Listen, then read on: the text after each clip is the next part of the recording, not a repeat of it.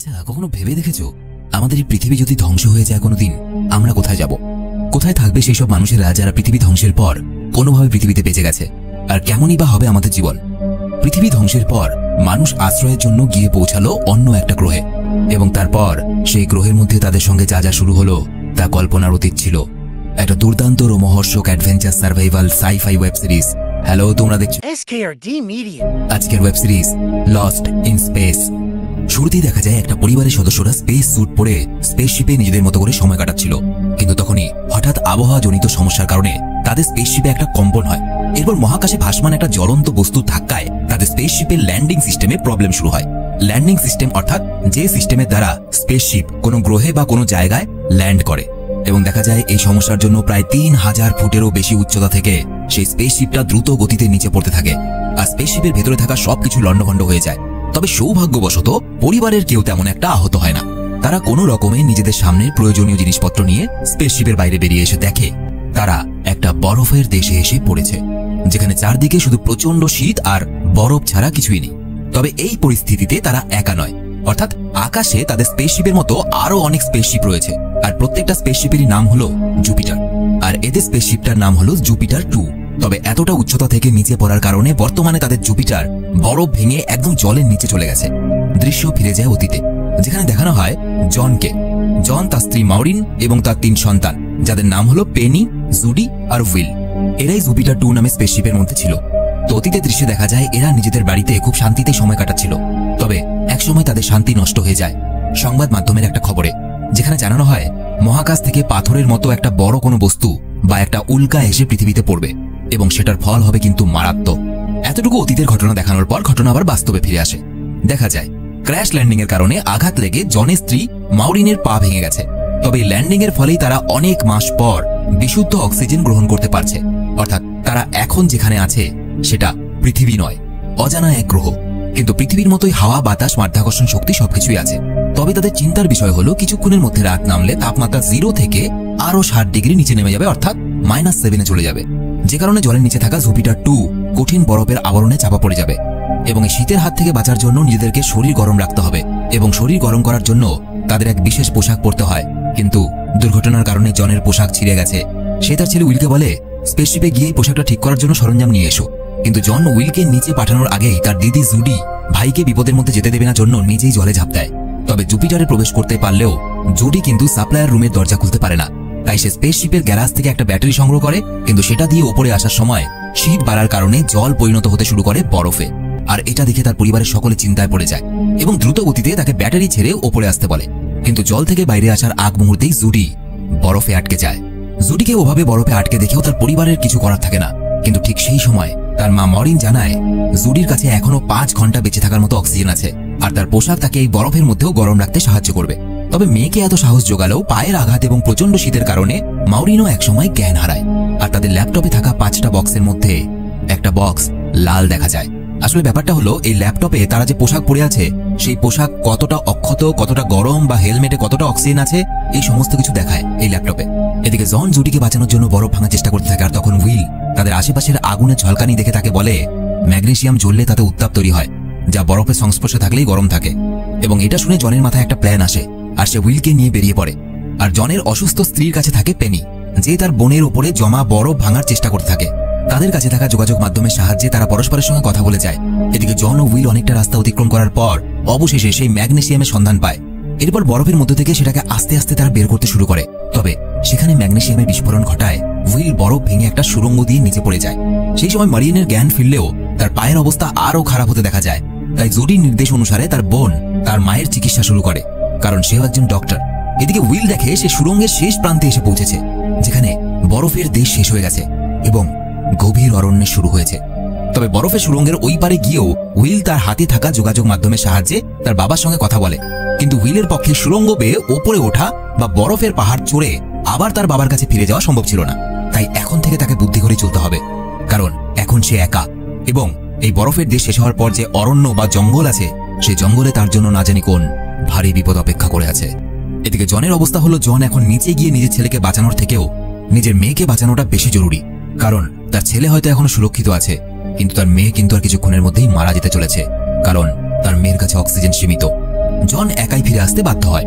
অন্যদিকে মারিয়ানের চিকিৎসার পর মারিয়ান এখন অনেকটাই সুস্থ বোধ করছে এবং এই সময় আবারও অতীতের একটা ঘটনা দেখানো হয়, যেখানে দেখানো হয় পৃথিবী ছেড়ে মানুষ মহাশূন্যে রওনা দেওয়ার আগে পরিস্থিতির মোকাবেলা করছিল এবং পৃথিবী ছেড়ে অন্য গ্রহের উদ্দেশ্যে রওনা দেওয়ার জন্য কিছু শারীরিক পরীক্ষা করা হতো। সেই শারীরিক পরীক্ষায় উইল ফেল করলেও তার মা সেটাতে তাকে পাশ করিয়ে দেয়, যাতে তারা সপরিবারে একসাথে থাকতে পারে। ঘটনা ফিরে আসে বর্তমানে। দেখা যায় উইল জঙ্গলের মধ্যে দিয়ে হাঁটতে হাঁটতে একটা ভাঙা স্পেসশিপের কাছে এসে পৌঁছায়, যেটা কোনো জুপিটার স্পেসশিপ নয়, এবং সেই সমস্ত ঘটনা তার কাছে থাকা একটা ক্যামেরার সাহায্যে রেকর্ড করতে শুরু করে। আর তখনই উইল ওখানে কারোর উপস্থিতি টের পায় এবং লুকিয়ে পড়ে, আর দেখে তার দিকে দুটো যান্ত্রিক পা এগিয়ে আসছে এবং এটা দেখে ভয়ে উইল গাছে উঠে পড়ে, কিন্তু সেই পা দুটো গাছে ওঠার চেষ্টা করে। আর এর সাথেই একটা ভয়ানক প্রাণী তার অদ্ভুত লাল টর্চের মতো মাথা আর 4 হাত দিয়ে উইলকে খামচে ধরার চেষ্টা করে। এদিকে জন একা তার পরিবারের কাছে ফিরে এলে সবাই উইলের খোঁজ করে এবং জন তাদের সত্যিটা জানায় এবং কথা দেয় সে তার ছেলেকে ফিরিয়ে আনবে, কিন্তু এখন সবার আগে জরুরি তার মেয়ে জুডিকে বাঁচানো। আর এটা বলেই জন ম্যাগনেসিয়াম বরফের ওপর রেখে সেখানে আগুন জ্বালিয়ে দেয়। এতে বরফ কিছুটা গলে যায়। আসলে জন পেশায় একজন সীমান্ত রক্ষী ছিল যখন সে পৃথিবীতে ছিল, এই জন্য সে তার স্ত্রী এবং সন্তানদের বেশি সময়ও দিতে পারেনি। এমনকি পৃথিবী ধ্বংসের আগ মুহূর্ত পর্যন্ত, হ্যাঁ ঠিকই শুনেছ, পৃথিবী ধ্বংস হয়ে গেছে এবং সেজন্যই ওরা এই অন্য গ্রহে এসেছে। তো যাই হোক, এই ব্যাপারে পরে আরো কিছু জানতে পারবে। তো যাই হোক, পৃথিবী ধ্বংসের আগ মুহূর্ত পর্যন্ত জন তার দেশের প্রতি নিজের কর্তব্য পালন করেছে, তাই আজ তার পরিবারের সঙ্গে দূরত্ব বেড়েছে অনেকটাই। এদিকে জঙ্গলে দেখা যায় রাত নামার পরে উইল এখনো সেই অদ্ভুত জীবটার সামনে বসে রয়েছে। সে উইলের কোনো ক্ষতি করেনি, আর উইলও বুঝতে পেরেছে এই অদ্ভুত জীবটাও তারই মতো কোনো না কোনো পরিস্থিতির শিকার। তবে এখন প্রতি মুহূর্তে জীবটা আস্তে আস্তে কেমন যেন নিস্তেজ হয়ে পড়ছে। কেন?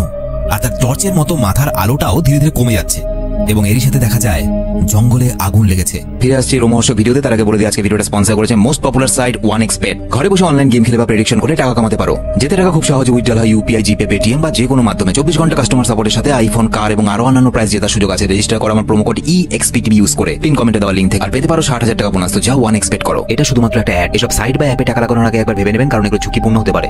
অন্যদিকে বিকেল থেকে রাত অব্দি চেষ্টা করার পরেও জনরা বেশি পরিমাণে বরফ গলাতে পারেনি, আর এখন তাদের সামনে বাধা হয়ে দাঁড়িয়েছে প্রচন্ড শীতের সঙ্গে প্রবল বৃষ্টি।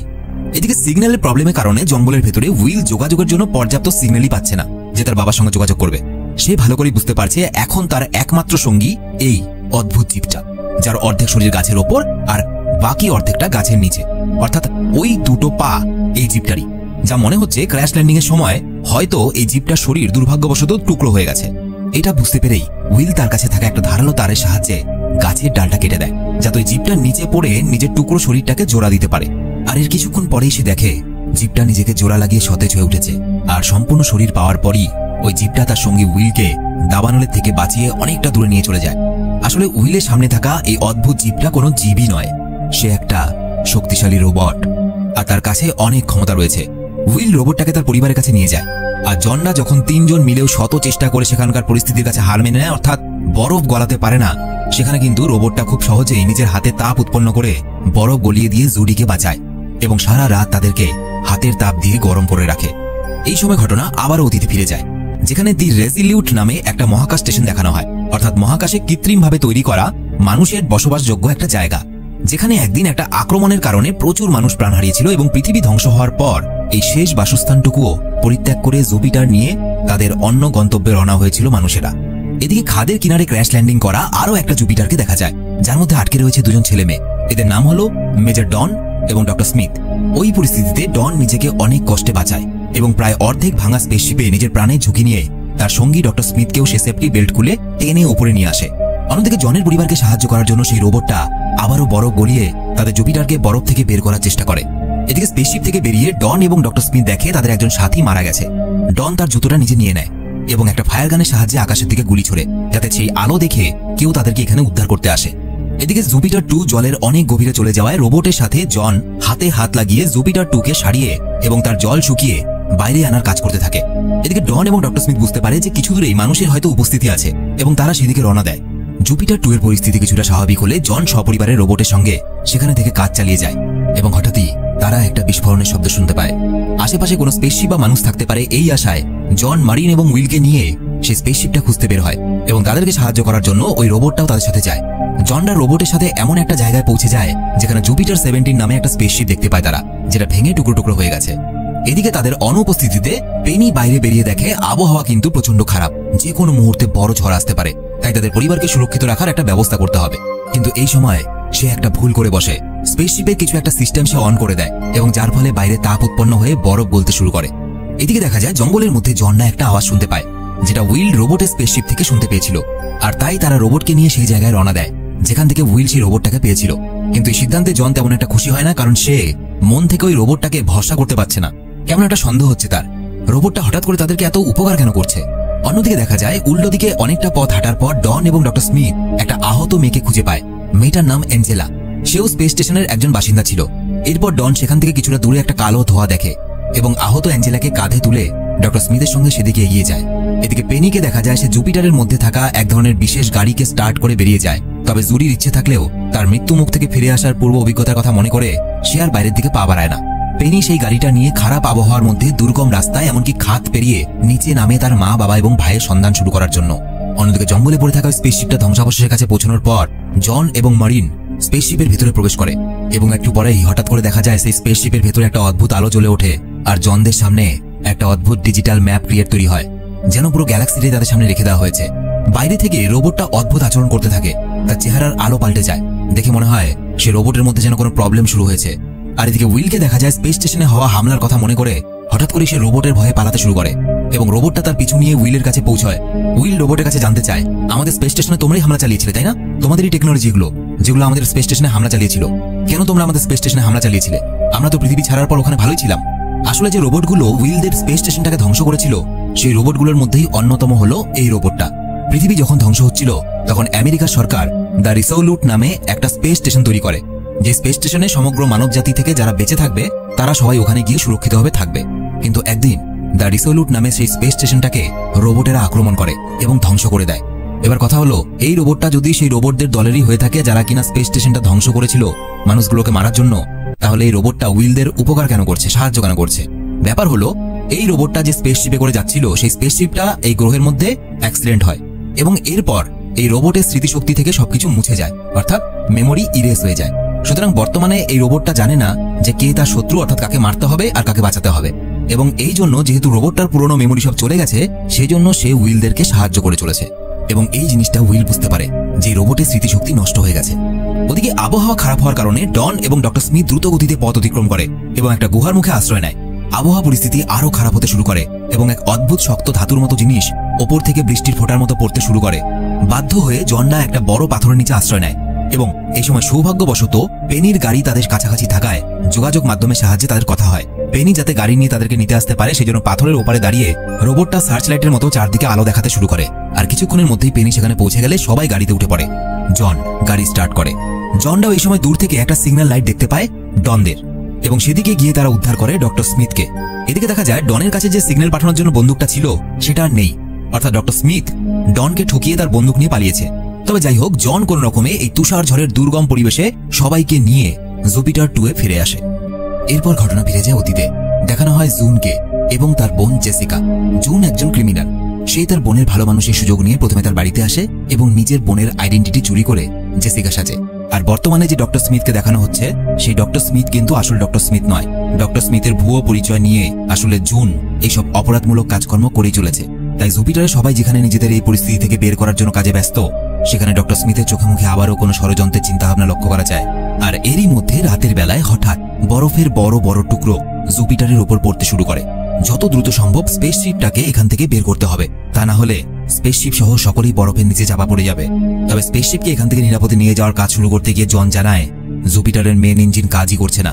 আর যেহেতু মরিন একজন ইঞ্জিনিয়ার এবং জুপিটার চালানোর জন্য ট্রেনিং প্রাপ্ত, তাই সে নিজে এটা চেক করে বুঝতে পারে তুষার ঝড়ের কারণে অনেক আবর্জনা মেশিনে জমা হয়ে গেছে এবং যত তাড়াতাড়ি সম্ভব এই আবর্জনাগুলোকে পরিষ্কার করতে হবে। এবং এই জন্য জুপিটারে উপস্থিত 6 জন 3 জনের টিমে বিভক্ত হয়ে কাজ শুরু করে এবং এই কাজ করতে গিয়ে তারা নতুন কোনো বিপদের মুখে পড়ে যায়। ফিউল ট্যাঙ্ক লিক হচ্ছিল এবং এটা জানতে পেরে ডক্টর স্মিথের মাথা যেন আকাশ ভেঙে পড়ে। সে দ্রুত ওখান থেকে রওনা দেওয়ার জন্য স্টোর রুমে গিয়ে প্রয়োজনীয় জিনিস গোছাতে থাকে। আর রোবটটাকে দেখা যায় সে কিছু একটা বিপদের আভাস পাচ্ছে, কিন্তু সেটা কি এটা বুঝে ওঠার আগেই স্পেসশিপের ভেতরে পোকার মতো কিছু একটা উইলের গায়ে এসে পড়লে সে তাকে বাঁচিয়ে স্টোর রুমের ভেতরে ঢুকিয়ে দেয়। এদিকে জন জুপিটারের যে ফুয়েল ট্যাঙ্ক ছিল সেটা লিকেজটা খুঁজতে গেলে সেখানে কিছু একটা তাকে জলের ভেতর টেনে নিয়ে যায় সবাই যখন জনকে খুঁজতে ব্যস্ত হয়ে পড়ে ঠিক তখনই তাদের সামনে একটা অদ্ভুত সাপের মতো প্রাণীকে নিয়ে জন উপস্থিত হয়। জন বলে, এই প্রাণীটা এখানকার একটা অদ্ভুত ভয়ঙ্কর জীব, যেটা দেখতে অনেকটা ইল মাছের মতো। এটা কোনোভাবে স্পেসশিপের ভেতরে প্রবেশ করেছে। জনের কাছে এসব শোনার পর মরিন ওই মাছটাকে মাঝখান থেকে কাটে এবং জানায় তাদের ট্যাঙ্কের লিক হয়নি, বরং ইল মাছ তাদের ফিউল ট্যাঙ্কটার জ্বালানি খেয়ে নিচ্ছে। জন স্টোর রুমের মধ্যে সেই রোবটটাকে ঢুকতে দেয় না, কারণ কখন কি করে ফেলবে। এই সময় হঠাৎ করে উইল রোবটের কিছু আচরণ দেখে অবাক হয়ে যায়, কারণ প্রথমবার রোবট তার কোনো আদেশ মানছে না। এরপর দৃশ্য ফিরে যায় 2 দিন আগে দ্য রিসোলুটে যে ঘটনাটা ঘটেছে সেখানে। দেখা যায় ডক্টর স্মিথ তার বোনের আইডেন্টিটি দেখিয়ে স্পেস স্টেশনে উপস্থিত হয়, কিন্তু তার বোনের প্রেমিক তাকে দেখেই ধরে ফেলে যে সে জেসিকার ছদ্মবেশ নিয়েছে। আর এই নিয়ে দুজনের মধ্যে তর্কাতর্কি হলে ডক্টর স্মিথ তাকে একটা ঘরে আটকে দেয় এবং সে সেখানেই মারা যায়।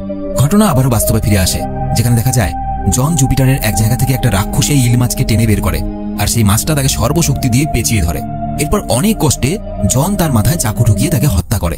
ঠিক এমন সময় স্পেসশিপটা আবারও কাঁপতে শুরু করে, অর্থাৎ জুপিটারের উপর আরো বরফের টুকরো পড়তে শুরু করেছে। আর এই কম্পনের ফলে জুপিটার একটা বড় বাক্সের নিচে চাপা পড়ে যায় এবং একসময় বরফের টুকরোগুলোকে অতিক্রম করে বিশাল সুড়ঙ্গ থেকে জুপিটার নিয়ে বেরিয়ে আসে সবাই। কিন্তু সেখান থেকে বেরোনোর পর জুপিটার পর্যাপ্ত ফিউলের অভাবে টলমল করতে শুরু করে এবং জঙ্গলে ঘেরা একটা জায়গায় জন বাধ্য হয় জুপিটারকে ল্যান্ড করাতে। এবং সেখানে ল্যান্ড করে তারা জানতে পারে যে তাদের মতো অনেক মানুষ এই অজানা গ্রহের মধ্যে রয়েছে। এদিকে নতুন জায়গায় এসে পরের দিন সকালবেলায় জন জুপিটারের চারপাশে একটা সুরক্ষা বলয় তৈরি করা শুরু করে, যাতে কেউ সহজে জুপিটারকে হামলা করতে না পারে। এরপর জন গাড়ি নিয়ে মরিন এবং জুডির সঙ্গে এখানে আসা জুপিটারের অন্যান্য লোকেদের কাছে পৌঁছে যায়। আর ওই লোকেদের সাথে এখানে ডনকেও দেখা যায়, যাকে ঠকিয়ে ডক্টর স্মিথ জুপিটার 2তে আশ্রয় নিয়েছে। এবং এরই সাথে এখানে এসে অ্যাঞ্জেলা একটু স্বাভাবিক হলেও পুরোপুরি সুস্থ হয়নি, তাই তাকে চিকিৎসা করার জন্য জুডি তার কাছে যায়। জনরা বাকি সদস্যদের সঙ্গে আলোচনা করে জানতে পারে যে তাদের জুপিটার ছাড়াও আরো 12টা জুপিটার ল্যান্ড করেছে এই জঙ্গল এরিয়ায় এবং এখানে 70 জনের কাছাকাছি মানুষ জীবিত রয়েছে আর 27 জন মানুষ মারা গেছে। তবে এই জুপিটারগুলোর মধ্যে একটাও আবার ওড়ার মতো অবস্থায় নেই। আর এর কারণ হলো সেই ইল মাছ। ইল মাছের কারণে এখানে যতগুলো জুপিটার ছিল সেই জুপিটারগুলো জ্বালানি ইল মাছগুলো খেয়ে ফেলেছে। এইসব আলোচনা করতে করতে তাদের কাছে দ্য রিসোলুট থেকে ক্যাপ্টেন র্যাডিকের ভয়েস মেসেজ আসে। এই সময় জন ট্যাবে একটা লোকেশন থেকে জানায় যে এই লোকেশনে জুপিটার ছাড়াও অন্যান্য স্পেসশিপ জাতীয় কিছু একটা আছে, কিন্তু জিনিসটা যে কি সেটা বোঝা যাচ্ছে না। এই প্রশ্নের উত্তর খোঁজার জন্য জন মরিন এবং ডনকে নিয়ে বেরিয়ে পড়ে। এদিকে জুডি অ্যাঞ্জেলার শরীরের ক্ষতগুলো দেখে বুঝতে পারে এই ক্ষতগুলো শুধুমাত্র ল্যান্ডিং এর জন্য হয়নি, তাই সে এসবের কারণ জানতে চায়। আর অ্যাঞ্জেলা জানায় দ্য রিসোলেটে তাদের উপর এক ভয়ঙ্কর হামলা হয়েছিল, এটা তারই ফল। জুডি চিন্তিত হয়ে জুপিটার 2 এ ফিরে আসে এবং উইলকে জানায় অসুস্থ মানুষগুলো আমাকে জানিয়েছে দ্য রিসোলেটে যারা হামলা করেছিল তাদের 4টা হাত ছিল এবং টর্চের মতো মাথাওয়ালা অদ্ভুত ধরনের জিনিস ছিল, যা অনেকটা দেখতে রোবটের মতো। উইল তো জানে তাদের সঙ্গে যে রোবটটা আছে এই রোবটেরই জাতি তাদের ওই রিসোলেটের উপর হামলা করেছিল, কিন্তু সে পরিবারকে কিছু জানাতে চায় না, কারণ এই রোবটটা তো নিজের স্মৃতিশক্তি হারিয়েছে, মুছে দিয়েছে। তাই তার পরিবারকে সে যদি জানায় যে দ্য রিসোলেটে যে রোবটেরা হামলা করেছিল এই রোবটটাও তাদের মধ্যে একজন, তার পরিবার এই রোবটটাকে নষ্ট করে ফেলবে। অন্যদিকে জনরা সেই ট্যাবে পাওয়া লোকেশনে গিয়ে পৌঁছে দেখে সেখানে রয়েছে রিসোলেটের একটা ভাঙা অংশ। এই অংশ পর্যবেক্ষণ করে মারিন জানায় এটা কোনো স্বাভাবিক কারণে বা কোনো উল্কাপাতার জন্য এখানে এসে পড়েনি, এর পেছনে অন্য কারণ রয়েছে। ওদিকে রোবটটাকে সুরক্ষিত জায়গায় রেখে আসার জন্য জুডিরা রওনা হয় এবং পথে তারা এক অদ্ভুত ফুল গাছ দেখতে পায়, যে ফুল গাছের সামনে তালি বাজালে ফুল ফুটে ওঠে। এরপর সেই অদ্ভুত ফুলবাগান থেকে কিছুটা দূরে আসতেই তারা একটা খাদের সামনে এসে পড়ে এবং খাদটা পার করার জন্য রোবট একটা গাছ ফেলে ব্রিজ বানিয়ে দেয়। তবে ব্রিজ পার করার সময় তারা জঙ্গলের আড়ালে এক জন্তুকে দেখে, কিন্তু সে তাদের কোনো ক্ষতি করার আগে রোবট তাকে ভাগিয়ে দেয়। ওদিকে দেখা যায় মরিন এবং ডনের কথাবার্তা থেকে বোঝা যায় তারা যখন দ্য রিসোলেটে হামলা হয় সেই সময় জুপিটার নিয়ে আলফা সেঞ্চুরি নামে একটা কৃত্রিম গ্রহের উদ্দেশ্যে তারা রওনা দিয়েছিল, কিন্তু দুর্ভাগ্যবশত মাঝপথে জুপিটারগুলো ক্র্যাশ ল্যান্ডিং এর জন্য তারা এই অজানা গ্রহে এসে পৌঁছেছে। অন্যদিকে দেখা যায় জুডিরা খাদ পেরিয়ে পরবর্তী রাস্তা অতিক্রম করার সময় কিছু লোকজনের শব্দ পেয়ে রোবটটাকে নিয়ে লুকিয়ে পড়ে। আড়াল থেকে লোকগুলোকে দেখে তারা বুঝতে পারে যে এরাও দ্য রিসোলেট থেকে এখানে এসেছে। এরপর লোকগুলো চলে গেলে তারা বাইরে বেরিয়ে একটা চিঠি কুড়িয়ে পায়, কিন্তু দুর্ভাগ্যবশত এই চিঠিটা নিতে একটা ছেলে সেখানে ফিরে আসে এবং সে ওই রোবটটাকে দেখে ফেলে। রোবটটাকে দেখেই সে তার বাবাকে ভয়ে সব কথা জানাতে চায়, কারণ তারা যে গ্রহটার উদ্দেশ্যে রওনা দিয়েছিল দ্য রিসোলেট ধ্বংস হয়ে যাওয়ার পর, যার নাম আলফা সেঞ্চুরি, সেই আলফা সেঞ্চুরির ইনচার্জ হলো এই ছেলেটার বাবা। যাই হোক, শেষ পর্যন্ত পেনির উপস্থিত বুদ্ধিতে ছেলেটা তার বাবাকে আর কিছু বলে না, সেখান থেকে চলে যায়। এরপর তারা রোবটটাকে নিয়ে একটা নিরাপদ গুহায় নিয়ে যায়। এমন সময় যোগাযোগ মাধ্যমে মরিন তাদেরকে জানায় যে গাড়ির ব্যাটারি শেষ হয়ে যাওয়ার কারণে তারা রাতের বেলা জুপিটারে ফিরতে পারবে না। তারা সবাই রাতটা গুহায় কাটানোর সিদ্ধান্ত নেয়, আর ডক্টর স্মিথকে দেখা যায় সে তাদের পিছু নিয়ে ওই গুহার সামনে চলে এসেছে। এদিকে পেনি ওই গুহায় লাল রঙের একটা তরল পদার্থ দিয়ে নিজেদের নাম এবং হাতের ছাপ রেখে দেয়, যাতে কেউ যদি সেখানে আসে তাহলে তাদের উপস্থিতির কথা যাতে সেই মানুষগুলো জানতে পারে যে গুহার মধ্যে কেউ আছে। এদিকে দেখা যায় দিন পেরিয়ে রাত নামতেই সবাইকে অবাক করে দিয়ে এই অজানা গ্রহের মধ্যে এক অলৌকিক চমৎকারের মতো অজানা ঝলমলে গোলাপি আলো চারদিকে ছড়িয়ে পড়ে। এবং ঠিক এরপরেই জনরা যখন নিজেদের মধ্যে ওই আলো নিয়ে কথা বলছিল তখন ভূমিকম্প শুরু হয়। ভূমিকম্পের জন্য তারা দ্য রিসোলেটের যে ভেঙে যাওয়া টুকরোটা এই গ্রহের মধ্যে পড়েছিল সেই টুকরোটার মধ্যে আটকে পড়ে। এরপরে কি হলো? পৃথিবী থেকে যারা এই অজানা গ্রহের মধ্যে আটকে পড়েছে তারা কি নিজেদের পৃথিবীতে আবার ফিরে আসতে পারলো? আর পৃথিবীর কি হলো শেষ পর্যন্ত? এই লোকগুলোরই বা কি হলো? আর এই রোবটটা যার কিনা এখন স্মৃতিশক্তি নেই, হঠাৎ করে যদি তার স্মৃতিশক্তি ফিরে আসে, তাহলে এটা একটা বড় ওয়েব সিরিজ যার অর্ধেকটা নিয়ে আমি এই ভিডিওতে এক্সপ্লেন করেছি, বাকি অর্ধেকটা পরের ভিডিওতে। তো ভিডিও কেমন লাগলো অবশ্যই তোমরা কমেন্টে লিখে জানাবে। আর এর পরের পার্ট তোমরা কতটা দ্রুত চাইছো আমাকে কমেন্টে লিখে অবশ্যই জানিও। পার্ট 2 কি তোমরা চাইছো? তোমরা আমার সাথে সরাসরি কথা বলতে পারো ফেসবুক, ইনস্টাগ্রামে, লিংক ভিডিও নিচে ডেসক্রিপশন দেওয়া আছে। দেখা হচ্ছে পরের ভিডিওতে। সবাই খুব ভালো থেকো।